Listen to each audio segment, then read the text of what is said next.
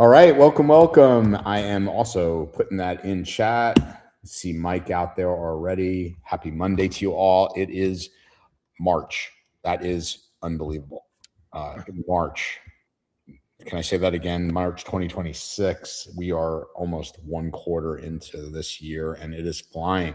Um, as folks come in, I like to always start off with a little bit of banter before we get into today's subject, introduce today's guests, et cetera, et cetera. The thing I wanted to kind of ask our folks here on the CyberCall and you all out there is, not only just this announcement that the Pentagon is basically said, hey, Anthropic's out and any type of dealing with, the Department of Defense and OpenAI is in.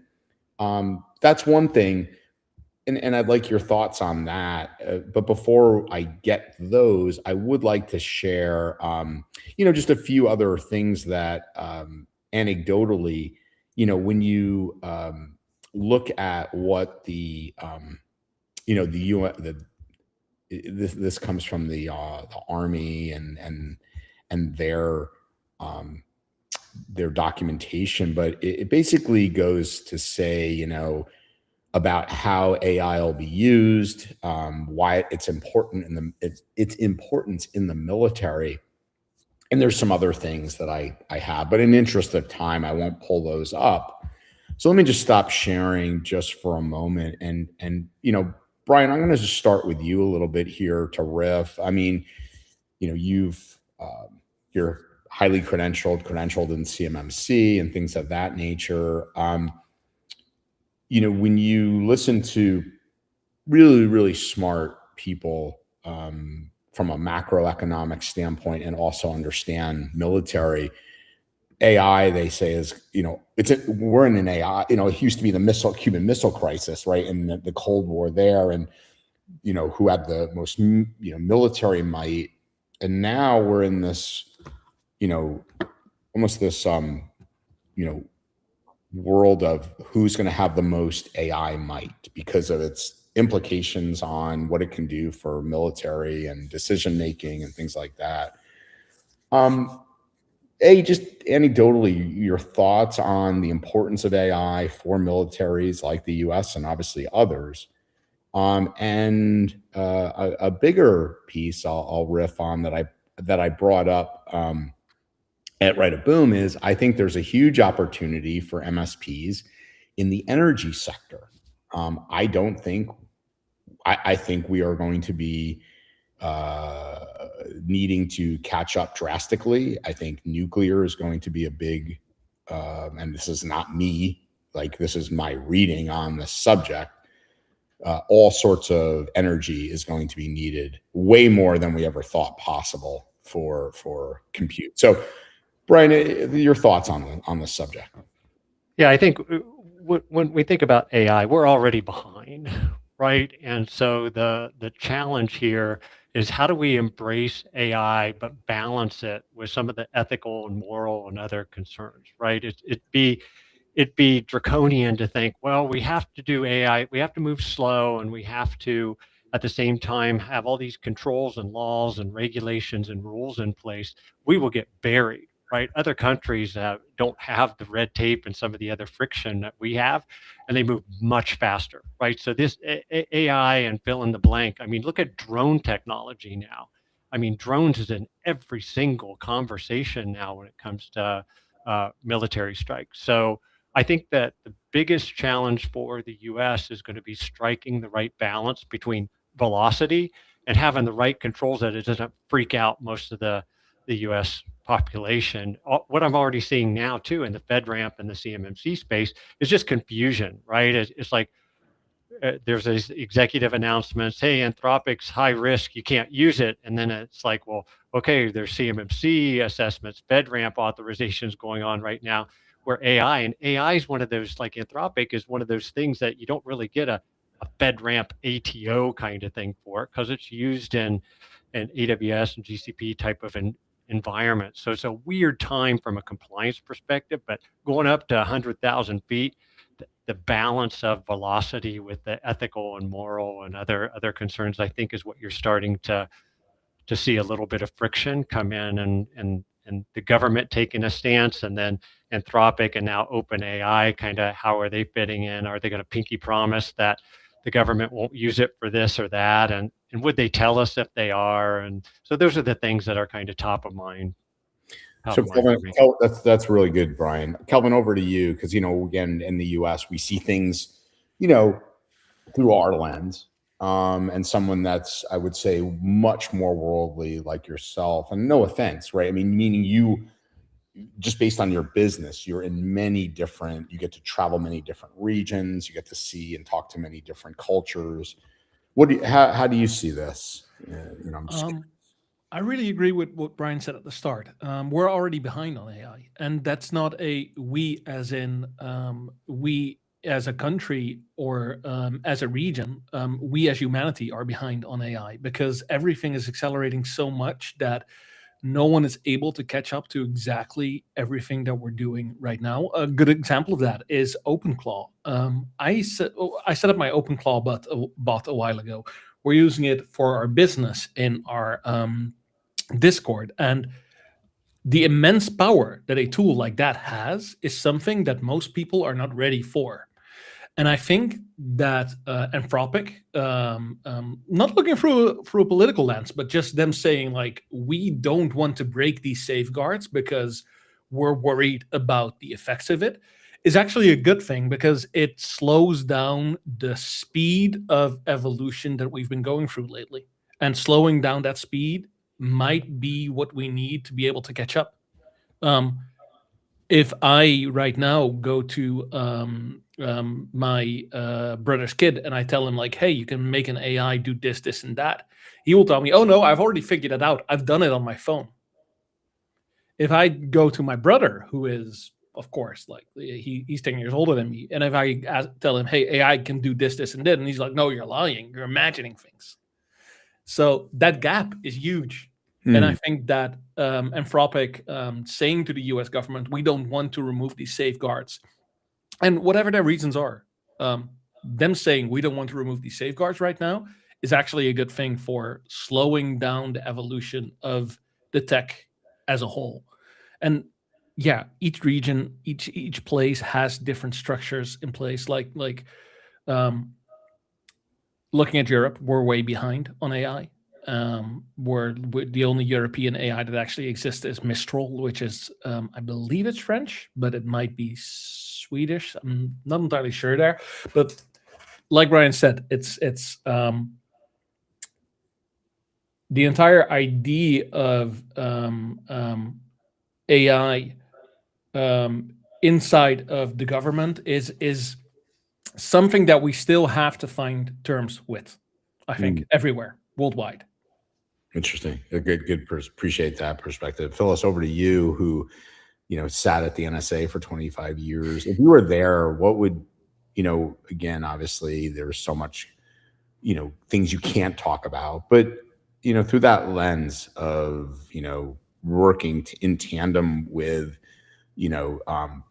kinetic war, right? You guys did and things like that. What's your take on this? I think it's very important to, first off, I agree with what everyone's saying, is really to think about what authority does what organization have, right? So like at the NSA, we spent millions upon millions of dollars to make sure we didn't spy on US citizens because that's illegal. And so I think what's interesting is, you also have to look at the legality of it. Here in the US, as you see the rise of privacy law by the states, because there is no overarching federal privacy kind of statute or law, you'll see that more and more there is this growing expectation of privacy. And then here, we personally, none of us know exactly what the negotiations were, but when you look in the article, it's like one of the big things was gathering data on US citizens. And quite honestly, in order to do that, you typically need a judge, right? And so, what's interesting is what is the legality of all this? And I think another interesting thing is,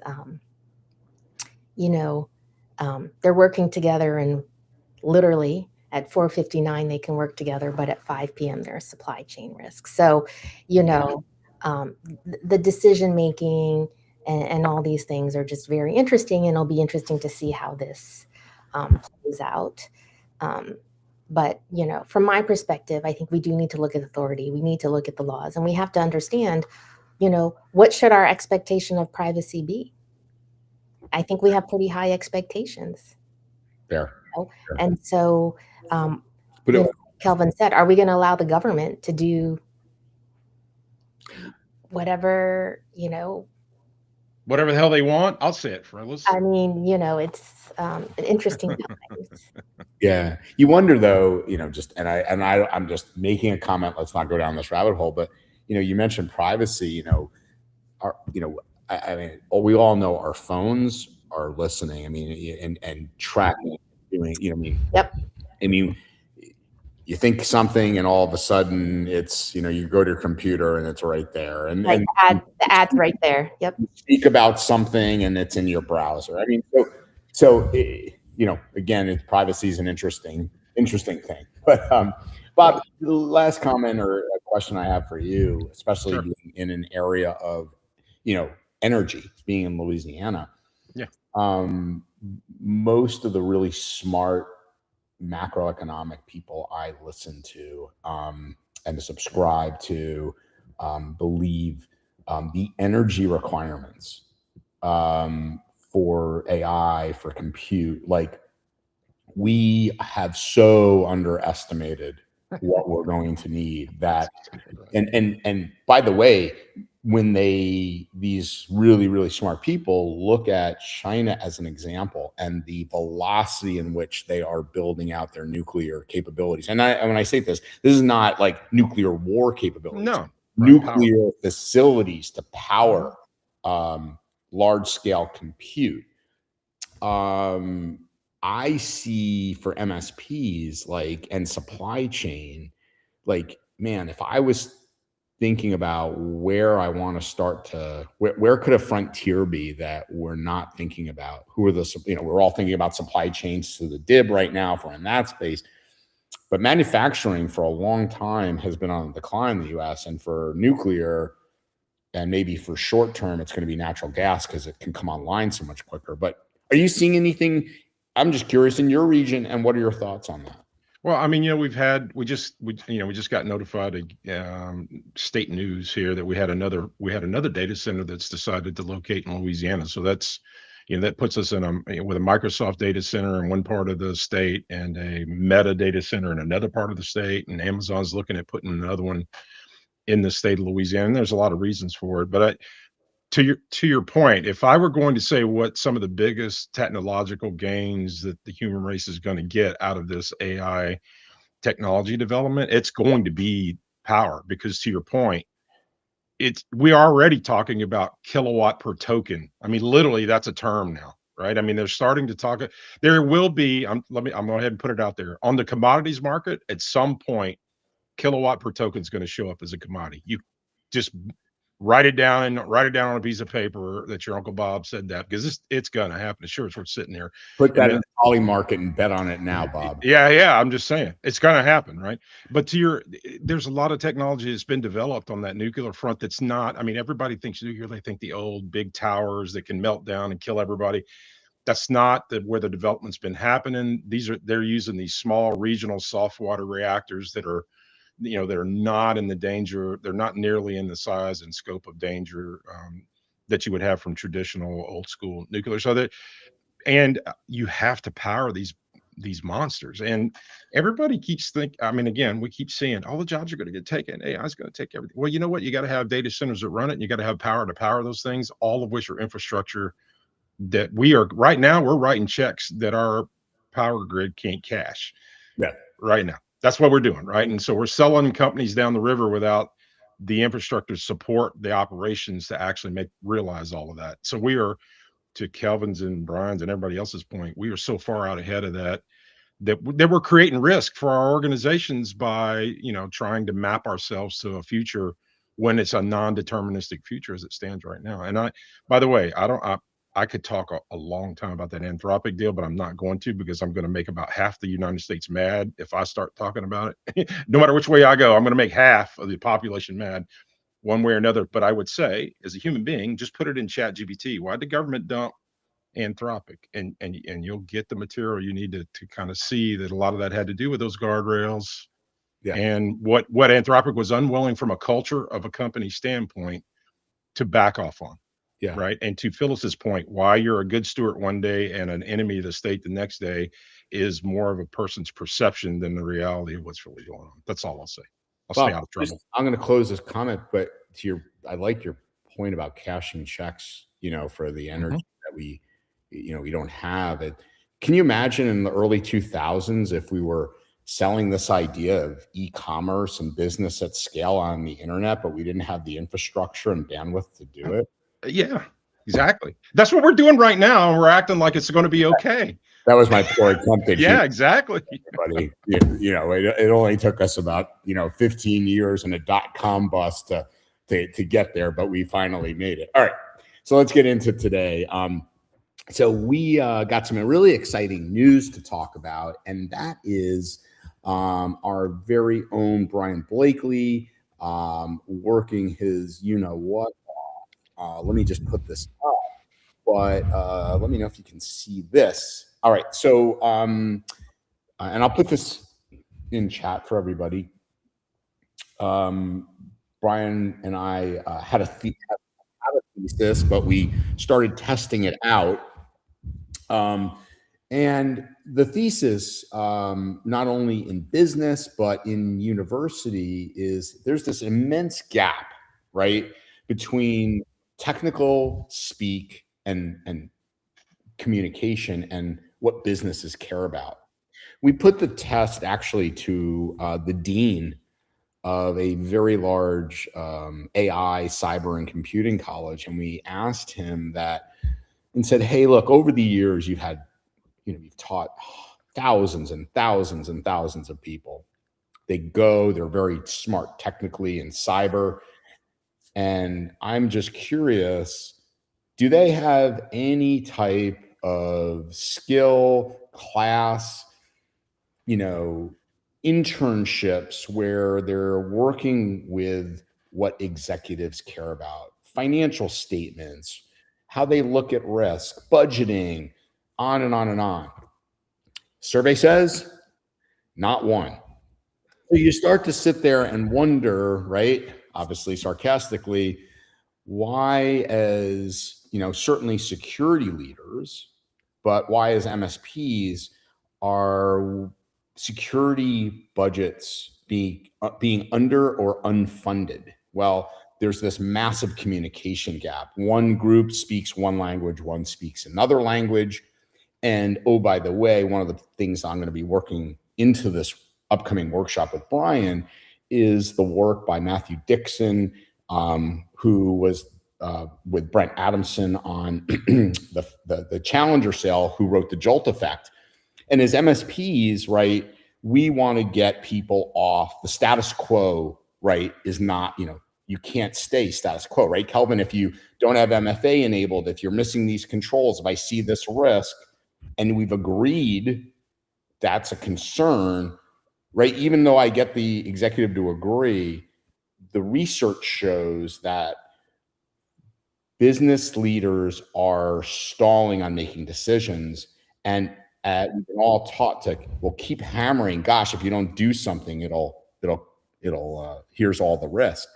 And what the research shows is by continuing down that path, you actually confirm for them their inability or their unwillingness to make a decision, because human beings would rather not make a decision than make a wrong decision or a bad decision. So there is a lot of psychology to this, and this course, I'm really proud of everything you've been able to do, Brian, and bring this. And lastly, as I intro you, most people know you, but my favorite saying that you one of the many that you do, and this is kind of like, to me, the hallmark of this workshop is when you have an interaction as a vCISO, right? You're this MSP, and you've got this great, you've seen all this risk, and you're saying all these things, and you feel so compelled about what you're seeing, and the person says, the executive says to you, "You've given me a lot to think about, Brian." Yeah. Kiss of death, right? What's the translation, Brian? Well, the translation is, I didn't understand an effing word you just said. And when I don't know anything that you're talking about weaknesses I don't understand and systems I've never heard of, and you're asking me to spend money and introduce friction into my business. Yeah. That's all I heard, right? And when I'm polarized and I don't know what to do, to your point a second ago, Andrew, Yeah. I don't do anything, right? Or I take the money I have and I spend it somewhere else, right? And so that's the real quick, Brian, I think everybody knows you, but just in case someone's tuning in for the first time, listening to this on the podcast, just real quick, and then I'll hand it over to Kelvin.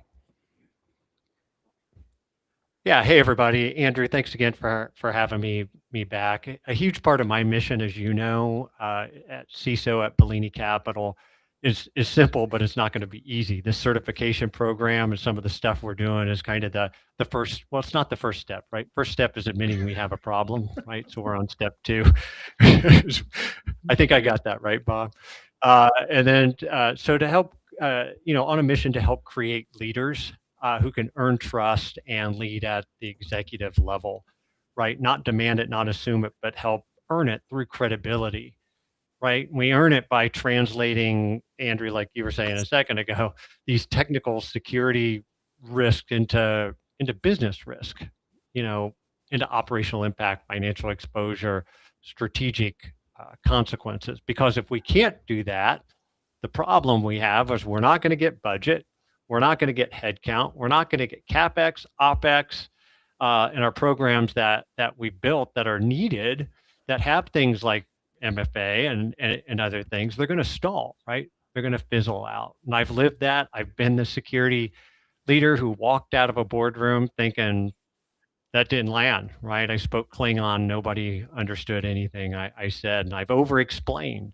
I've misread rooms. I pushed too hard in the wrong direction. And I learned something critical. The biggest vulnerability in most businesses is this leadership gap, right? We can't align with the business and the executive's priorities. We can't get the consensus. We can't communicate risk in a way the business can consume it and digest it and react to it. Money flows, like I said, somewhere else. And when money flows somewhere else and something goes boom, right? You hear all the CISOs whine, oh, I couldn't get money. The security's underfunded, and the reality is misaligned, right?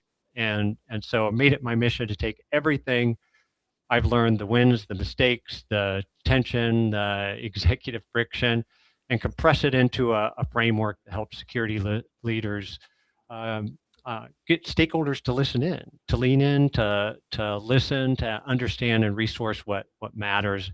Because when we need to build processes, when we need to change behavior, when we need to hire people, when we need to buy tools, those are business decisions, not technical ones. We want to influence, we have to lead at that level. So excited to dig in. Thanks so much. Today, Andrew. Yeah, and Kelvin, look, it's evident, by the way, if you have your hands on the pulse, which we're fortunate to, non-recurring revenue coming, is finally starting to come, like out of COVID, we know, right? Security controls and implementations and went through the roof. It was a combination of work from home and a combination of cyber insurance. But now NRR has rolled over. And, to me, this is we'll know we start to get this right when we see NRR start to come back the other way. What are your thoughts? And let me hand it over to you. Oh, that's a good question, because I believe that anything that we do as MSPs can be repackaged as a managed service. So I believe that everything should be recurring revenue always. It's just a matter of how inventive you are and how creative. But Yeah. Like I first off, I love that you're here, Brian, because there's like a million questions that I have about this. Especially because I was just listening to you talk, and there's so many cool sound bites that you can just pick out of the things that you say. The part about not speaking Klingon to your clients, for example, is always wonderful. You've always built this entire, or you've built this entire workshop around the idea that security leaders are somewhere stuck in between struggling and failing, not because of bad technology, but mostly because of bad communications. What's the moment in your own career when you felt like that you bumped into that it really smacked you down for a second? I'll be a little bit vulnerable here since we're talking about vulnerable leadership, but a long time ago, this is classic, right? You are the CISO or vCISO, and you're invited into the board meeting to do like a State of the Union, right? So I had my deck all ready to go, right? And they told me I get 20 minutes to talk to the board about the CISO State of the Union kind of thing. So I got my deck, I got my heat maps, I got my spider diagrams, and I am ready to go. I think everything is tight and ready to go. I'm ready to do my 20 minutes. I get to the meeting and everybody's going and doing their thing. And I'm looking at my watch. I'm like, it's coming down to the last 5 minutes of the meeting, right? And so it comes over to me and everybody's already kind of getting up and getting coffee and talking to each other. I'm into a Zoom, and you've got some other people in a Zoom and other people in a room. And I get my 20 minutes turns into 2 minutes, and I try to pack way too much, and I'm talking a bunch of technical jargon and TLAs, right? A bunch of 3-letter acronyms. And I think, okay, I did pretty good. I did as good as I could to consolidate my message. And what do I hear as I can hear the 2 board members talking over the Zoom? They probably didn't know the mic was still there. I never understand what the hell these cyber guys are talking about. Oh, that is a painful one. And I'm like, so you do some soul searching, right? It's not their fault, right? It's incumbent upon us to take these things that they don't really understand, right? They understand numbers and operations and that kind of thing. But I really did some soul searching and said, what do I need to do? So you go back to them and you say, hey, I know that didn't land. You know, how do you want to consume information? What's the best way that I can communicate? What's important to you? Right? Have some empathy, because these guys and gals are pulled a million different directions. And we go in oftentimes with a title or you think you have some influence, and you go in guns blazing thinking you are the headline.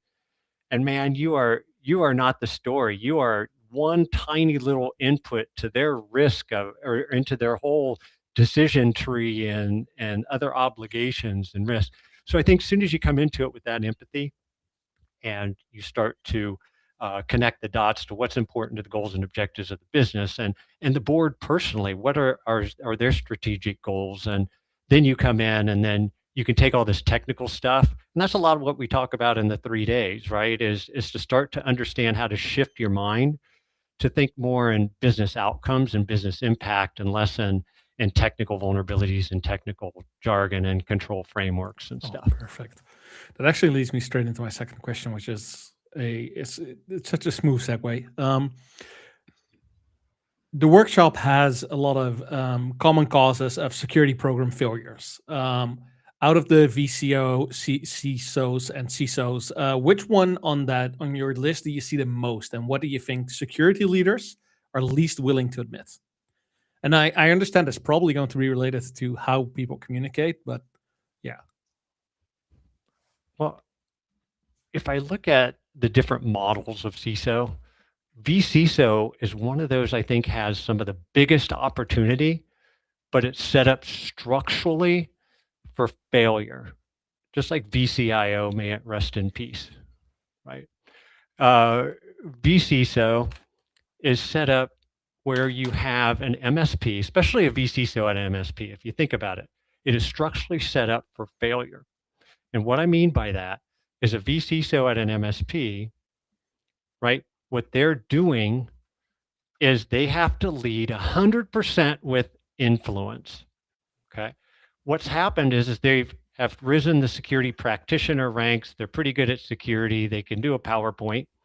And so what happens is they get the vCISO role and they get inserted, and the program gets no traction. It does, if they do sell it, and there's too much information out there right now for vCISOs about add a 7-figure, service line to your MSP this year. Here's a one-page go-to-market strategy and all this, without understanding what the vCISO role is. It's not a service; it's an executive leadership function.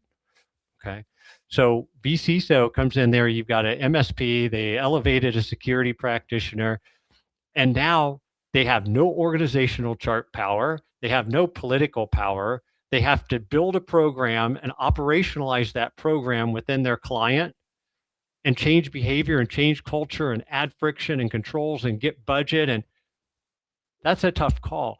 So what the problem here is the vCISO has to be one of the strongest influential leaders on the planet, and they lack the most credibility. The vCISO, a lot of the vCISOs are interpreted by the client, and I've talked to a lot of clients that have had vCISOs. It's interpreted a couple of bad ways, right? Where the vCISO is looked at really as a glorified, or maybe not glorified, technical account manager role, right? They come in and they talk about patch counts and a bunch of stuff the client doesn't understand. The client stops showing up for meetings, right? That's not a scheduling problem. That's a credibility problem, right? Your clients aren't showing up for those meetings for those reasons. And they're seen as, hey, every time I see my vCISO, she's always telling me I need to spend money on something they do. All roads lead to their black box 9,000 they want to put on my network, right? And so now it's a credibility killer, right? And that's where I think the vCISO struggles the most. They're probably the least likely to admit it, as I think about it, because the vCISO has to create authority without positional power. A traditional CISO at least has a title and a reporting structure.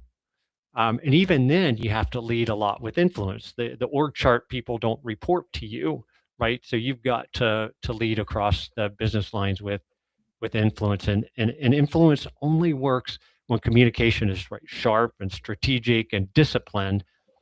And a lot of vCISOs are still operating like a senior engineer with a slide deck, right? And that model is not going to scale, and it doesn't build executive trust. And Kelvin, I agree with you when you started sharing a little bit about everything should be recurring revenue and some of that. But the other part of this is MSPs are challenged when it comes to selling consulting and advisory type of services. They're not a SKU, right? It's a much different selling process. It's just a different kind of beast than $2 per user per month, right? And so it very much a recurring role, but it's got its challenges. I know, and there's a question, but I just want to get mine in first before I forget. You focus mostly on vCISOs. Do you believe that fractional CISOs struggle from the same issue? Good question. Similar issue, but fractional CISOs are more, from my experience, blended in with the organization. Oftentimes, fractional CISOs are interim CISOs, or it's a company that is on the fence, right? Do we need a full-time CISO? Don't we? So it's like more of a contractual role, whereas the vCISO is very much more arm's length consultant, a little bit more disconnected from the day-to-day. A fractional CISO might even have people in the org, a security engineer, a director of InfoSec, or somebody reporting to them, whereas a vCISO is usually more on the consulting and advisory, and again, less integrated in the day-to-day, and certainly disconnected oftentimes from the leadership team at the. Cool. Awesome. Sorry, Andrew. Just a few quick points, Kelvin. One, for everybody listening, I just want to share, I've known Brian for years and years and years. This isn't like his thoughts. He's built, scaled, and sold a very successful vCISO company already. So, he's lived in it. He's been a CISO. So that's point number one. Point number two, I just want to say to the recurring revenue, non-recurring revenue, Kelvin, I like what you're saying. And, what I would say is, again, MSPs are unfortunately very much sometimes hammers when looking for nails, Kelvin. Yes. And what I mean by that is like, hey, these are our structured vCISO services. This is how we do things. And again, a lot of the research, the most recent research in sales shows that not only, and it's, by the way, I'm going to answer the question about influence in a minute by LinkedIn user, more decision makers than ever, more people than ever are in decisions, right? I've literally spoken to multiple, we have a lot of MSPs at Write a Boom, right? But lots of MSPs, our advisory council, even minimal type decisions, Kelvin, 4, 5, 6 users involved. And, what the research shows is when people start to hesitate on a decision, and instead of what successful sellers do versus unsuccessful, and this is, I'm going to come into the influence. Unsuccessful always, like I said, go back to, hey, remember, you told me you can't, the status quo is no good. We've got all this risk. I'm going to keep hounding you on this. And then they go into this literally no decision mentality for fear of making a wrong decision. Instead, the best at this actually start to take risk off the table, Kelvin. They start to go, hey, instead of looking at this $50,000 engagement, why don't we go bear it down to this assessment? Let's bring the risk down. Let's get some small wins, et cetera, et cetera. And in my opinion, I'd like to ask this to you, Brian. How does one measure influence? I think are you part of the decision process? Yes. If there's 5 people in this decision, that you're now the 6th, and showing them how to make this decision, that again, from the research Brent Adamson shows, right? Decisions are something that we have to show, executive and leaders how to make one. Kelvin, when's the last time you saw one of your customers or prospects go, yeah, we're awesome. We absolutely know how to buy managed services, and we know how to, when it comes to XDR, we've done it so many times, we know exactly what we're looking for. Like, said no one. It never happened. It never happened. I wish that someday someone will knock on our door saying, like, we know exactly how to select our MSP, and we want this information from you because we're on our way to select one. And I wish that would happen. It would be so beautiful. Right. So, right, Brian, the influence comes when we're starting to show them how to make the decision, and they're taking like our recommendations. Look, let me show you how this decision is made for. Yeah, this is an easy one. Easy one for me. I always know when I've had the right influence on the organization, when it has zero to do with technology or security or anything at all. They call me up, hey, we're thinking about acquiring this company. We want your take. Hey, we got this contract from the customer, and there's some things in here that I want you to take a look at. Those are the kind of things where you really have influence and a different sort of strategic part and role within the organization, right? That to me is where, they're getting ready to sign a big client contract. They're going into a different product line. They're looking to be acquired, whatever those are, they want you in the room as part of that decision-making process. That to me, and it has to do with risk at the same time, because they want the risk lens. They want to see a different point of view or perspective that maybe they haven't thought about. Right? Nobody likes surprises. And so especially executive leadership teams, they don't want surprises. So they want the people in the room that can help them, see what those obstacles or friction point or potential gotchas are. They want that person in the room that has that perspective and brings that. That to me is where you are making a difference from an influence perspective. Good stuff, Brian. Awesome.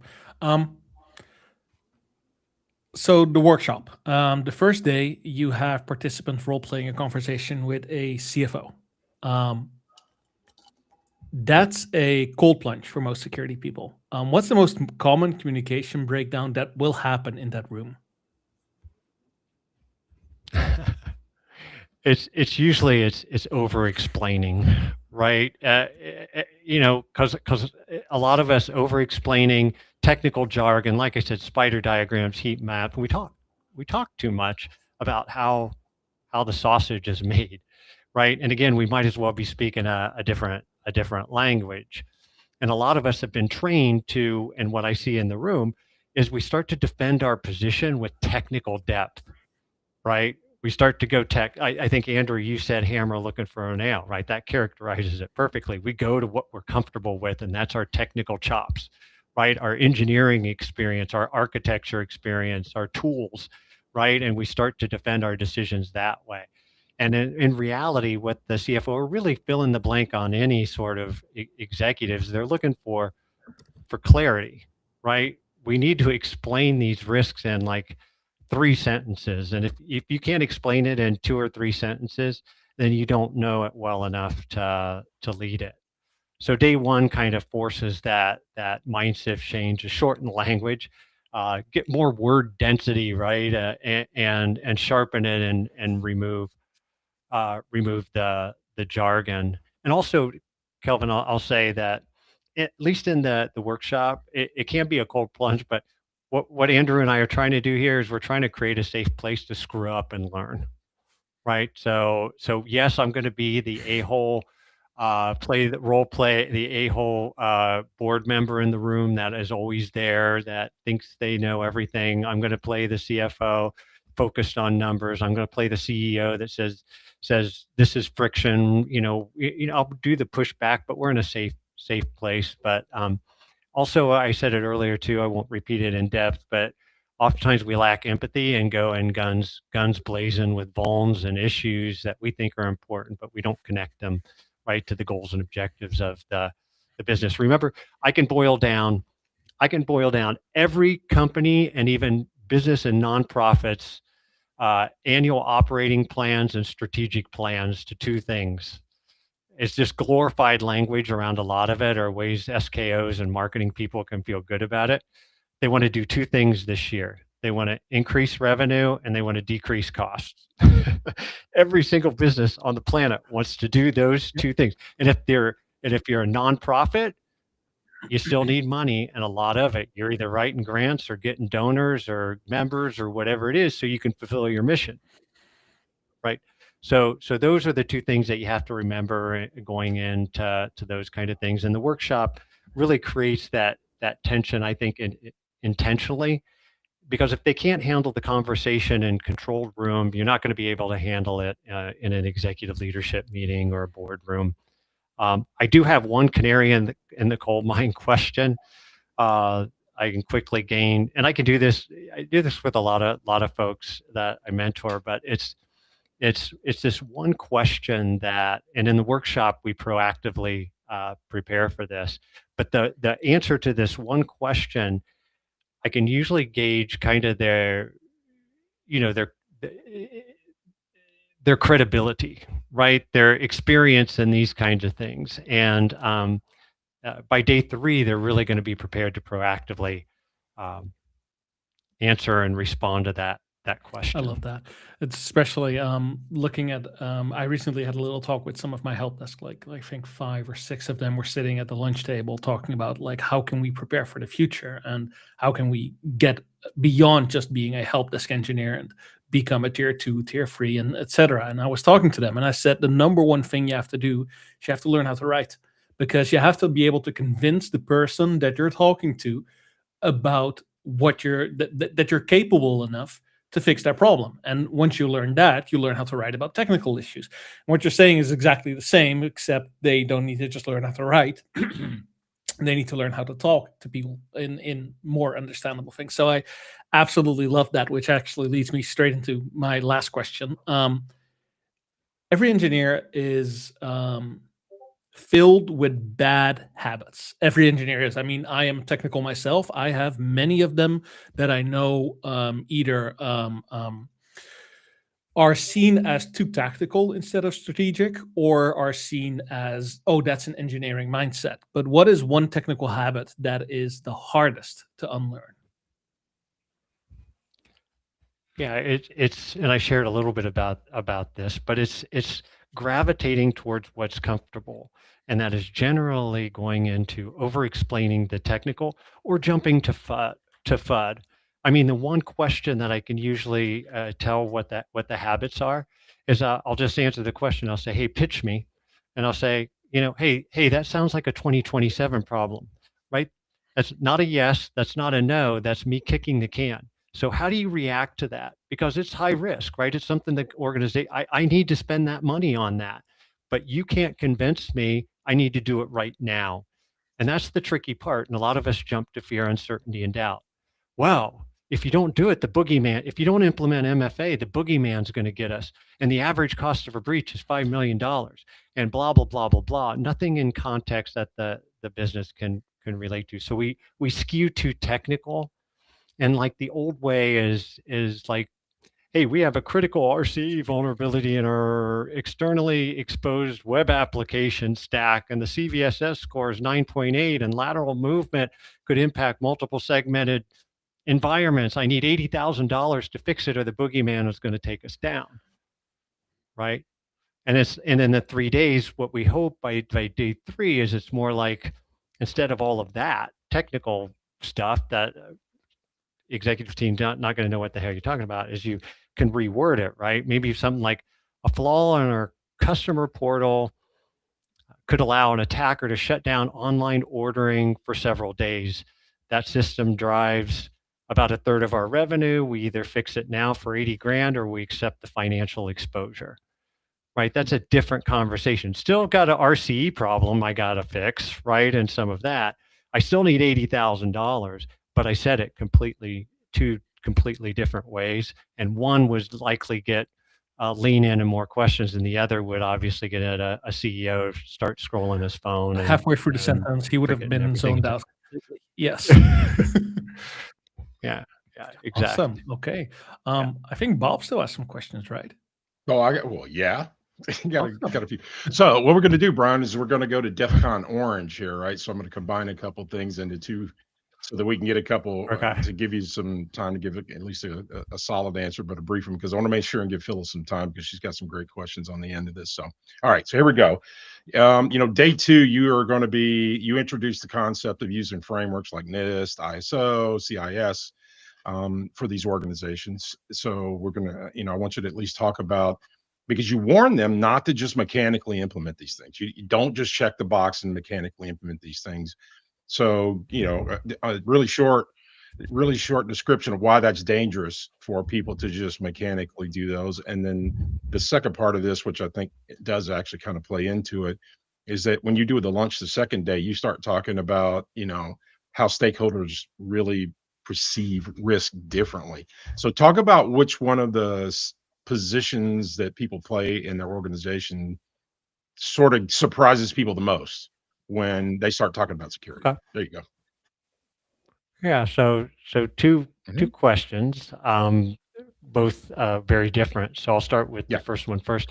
But I think, especially I think you said the mechanical implementation, and I use the word checkbox theater or something like that. And I think that's a great way to characterize it, right? Advisory theater, very dangerous and is pervasive, because what it does is it does this without practical or pragmatic security. I was at a SKO. I'll keep this real brief. I was at a SKO for a company that was on year 3 going into 4 of having a ISO 27001, SOC 2 Type 2 attestation, all that kind of stuff. So some level of compliance maturity, right? So I asked him, there were a lot of people in the room, right? I said, everybody raise your hand if you can tell me where your security policies are at. Nobody could tell me where I would find, are they in SharePoint? Are they somewhere else? Are they printed out? What? Nobody could do that, and so, they can't pick, because my next question was pick a policy, tell me about your role in it, but they couldn't even answer kind of where they're at. So I did a little digging, and a couple months prior to that, they all acknowledged 41 security policies, right? They all got them and acknowledged them. So all green lights, man. Green is good in our business. So all green lights in their compliance readiness platform. They're checking the boxes in ISO and SOC 2, but nobody understands some of the core rules of the road around information security and cybersecurity. And that, to me, that's criminal, right? Our policies are some of the most important things we have, right? And so you end up with a beautifully mapped controls and all green, but it costs speed, it costs adaptability, and it creates a false sense of confidence. So that's the first part. The second part, I think, when I look back at my career on risk and different stakeholders' perceptions of risk, legal is kind of what always early in my career, I thought, oh gosh, I got to go meet chief legal counsel and they're going to want like zero risk, right? They're going to want to eliminate risk. But man, legal is your best friend. They are really good at managing risk, right? Not eliminating it. And I think that's probably the stakeholder that surprised at least me more than anybody is you think total lockdown, absolute control, but legal understands, again, risk better than a lot of us do. And what they're really wanting is defensibility. Yes. They want to know if our decisions challenged in court or by regulators or by customers, can we demonstrate that we were reasonable, that we exercised due care, we made informed decisions, right? Finance is different. Finance doesn't want zero risk either, but they want predictability. They don't want to be caught off guard and surprises. Operations, continuity, right? And stability, right? Downtime is pain and friction is pain. And CEOs generally, especially growth companies, 100% focus on velocity, right? They're balancing opportunity cost against drag every day, right? So if securities don't understand those lenses, they default again to arguing about controls and frameworks. And when they do understand that, they understand the lens in which to kind of cast for the last question I got. So you're doing a live tabletop simulation, which by the way is dear to my heart, obviously, right? So you're doing a live tabletop exercise, and you're going to be playing the CISO as a part of this unfolding incident. So what's and I definitely have what I think the flaw is that I see the most, but I'm curious, what's the leadership flaw that surfaces the most when you're consistently putting these people under pressure? Yeah, well, and this is one I would put back on you real quick. What do you see in the leadership role? In IR games and some of the other stuff you've done. I can tell you the thing they fail the most on is the communication process, both internally and externally. They have absolutely no idea what the hell to say internally and externally. They barely have when they get engaged, they're leaning on the technical people, not realizing that 80% of an incident is not technical. It's all the other stuff that goes on. So they get themselves in trouble consistently from a communication standpoint, how to develop the right language internally to get everybody focused and on the right playing field, and then externally. And that's, by the way, because usually they wind up taking the role of coordinator, which that may or may not be suited for, but right. That's usually the first really bad decision, but then after that, it goes right in the dump because of the communication part. Yeah, your primary job as CISO is not containment, right? It's confidence management. It's being kind of the calm in the storm. And these are emotional events, right? Most of the time you're managing egos and managing personalities and just trying to calm the storm. And you're stabilizing the executive team while the technical teams can focus and do their thing, right? And that distinction is rarely trained. And so that's the focus that we're going to take and try to train that in that 3-day workshop. But it does take practice. I mean, everybody thinks breach, the CISO changes into a Superman outfit and he's there to save the day and do everything. And it just delegation decisions. Yeah, and if they've never been through it, they just don't have the emotional attachment to understand how it really is going to go, right? So I agree with you there. So I'm going to turn over to Phyllis. Phyllis, there you go. Hey, thanks.